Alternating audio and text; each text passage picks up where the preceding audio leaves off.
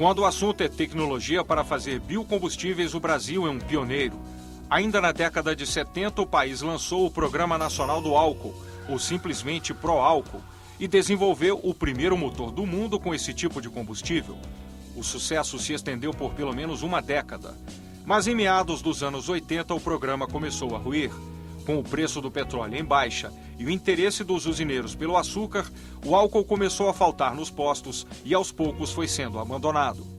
Físico e engenheiro, pesquisador renomado, o professor Bautista Vidal é uma autoridade no assunto. Ele foi um dos responsáveis pelo primeiro programa de biocombustíveis do mundo, o Proálcool. Professor, muito obrigada por receber a TV Senado aqui na sua casa e por conversar com a gente.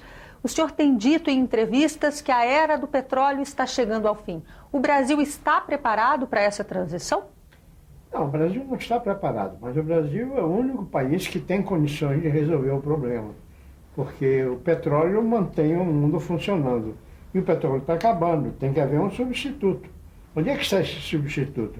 Nas regiões tropicais, o Brasil. Então o Brasil tem um papel importantíssimo que as autoridades precisam assumir para que possa responder às necessidades que vão surgir. Qual é esse substituto? Bom, é preciso suprir o petróleo que hoje é fornecido, né? Se o petróleo acaba, sem energia o mundo não funciona. Então é uma função fundamental que o Brasil tem no futuro do mundo, para o próprio Brasil e para o resto do mundo. Uma vez que o preço do combustível esteja alto no mercado internacional, o produtor acaba preferindo substituir as lavouras que ele tem de alimento por lavouras de álcool, deixando muitas vezes os alimentos num segundo plano e por isso a alta dos alimentos. O senhor discorda disso? Isso são as regras gerais, né? Mas não no caso suficiente, no caso porque existe sol suficiente para produzir os dois, em grande quantidade, sem necessidade de um suprir o outro, não? Quer dizer, se faltar, não vai faltar álcool, nem vai faltar alimento. Os dois vão ser necessários. E o sol é suficiente para produzir os dois. E qual o papel do Estado na regência dessas duas produções? Claro, quando se trata de uma grande produção, a participação do Estado é fundamental. O Estado é que organiza as coisas, que junta os funcionários, etc. Não é possível fazer isso na base da iniciativa privada, que não tem nenhuma responsabilidade com o povo, não? O Estado tem. O Estado tem e compete ao Estado organizar-se para poder produzir os dois em quantidade suficiente. E como é que o senhor avalia a atuação do Estado brasileiro hoje nessa questão? Bom, o Estado brasileiro tem um papel importantíssimo, eu já expliquei, né? Entretanto, o governo brasileiro não tem desempenhado esse papel. Eu espero que o governo brasileiro desperte, né? E venha desempenhar esse papel exercendo. Por exemplo, atualmente você não tem no Estado brasileiro, no governo brasileiro, nenhum conhecedor do problema energético renovável. Não tem. Todos os ministros, etc., não têm um conhecimento necessário. E deveria ter, né? Então, o Estado brasileiro tem que ter uma participação muito mais intensa do que tem tido, e não tem tido. O senhor já disse em outros momentos, em artigos, palestras e entrevistas, que o senhor é a favor da criação de uma estatal, a exemplo da Petrobras, só para cuidar de biocombustíveis. Por quê? Não, porque os combustíveis renováveis vão substituir o petróleo. O petróleo é uma coisa muito importante. Então, para substituir uma coisa importante, precisa uma outra coisa importante.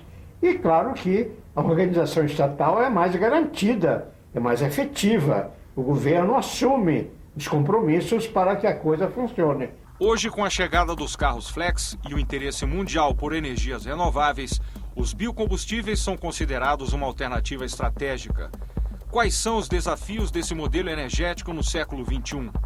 Hoje a gente tem visto que com a alta dos alimentos no mundo e a alta até do álcool, muitos daqueles usuários dos chamados carros flex, que usam combustível tanto gasolina quanto álcool, chegaram à conclusão de que na ponta do lápis, muitas vezes ao longo dos últimos anos, foi mais barato colocar gasolina do que álcool num carro no Brasil. Não, por que isso? Não foi mais barato. Aqui já se produzia gasolina e álcool não se produzia.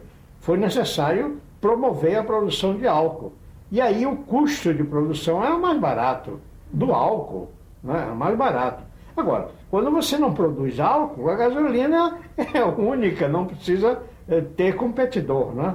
Então, a iniciativa privada e o pequeno produtor pode produzir essa energia por um custo muito baixo, desde que o Estado ajude.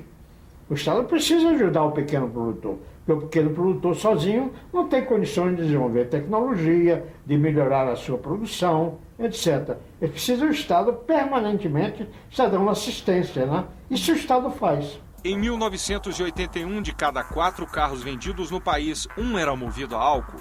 Em 2011, 8 em cada 10 carros têm motor flex que aceitam álcool ou gasolina. Vendo no horizonte, professor, quais são as perspectivas do Brasil na próxima década e quais são os nossos potenciais de desenvolvimento tecnológico em energia?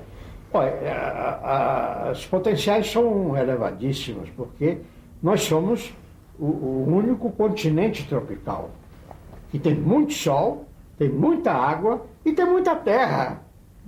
Então só falta ter o produtor. Como um produtor pequeno produz o álcool, está tudo resolvido. Agora, é preciso o Estado estar acompanhando, estar suprindo as necessidades, as carências. Ninguém sabe o que é que vai acontecer no futuro, mas evidentemente se pode prever. Então se pode garantir que com o apoio do Estado, toda a produção de álcool necessário para substituir o petróleo vai acontecer. Não temos nenhuma dúvida, né? Quer dizer... O senhor chegou a fazer críticas a parcerias que o governo brasileiro no passado firmou com estados importantes no mundo, como os Estados Unidos, para a troca de tecnologia dentro do desenvolvimento de biocombustíveis. Por quê? Eu não creio que os Estados Unidos possam nos ajudar, porque eles produzem o álcool a partir do milho, que é um alimento. Não é bom haver essa competição energia-alimento, né? Quer dizer, no nosso caso, nós produzimos o álcool a partir da cana-de-açúcar, que não é um alimento. Mas que gera o açúcar também, que também claro, é uma commodity importante internacionalmente. Necessário como um alimento, né? Já nos Estados Unidos, o milho é um alimento dos animais, das pessoas, etc. Então aí o problema começa a complicar. E aí há a competição de preço, né? Quando a falta de alimento, o alimento eleva seu preço, né? Então preciso manter uma certa estabilidade, né?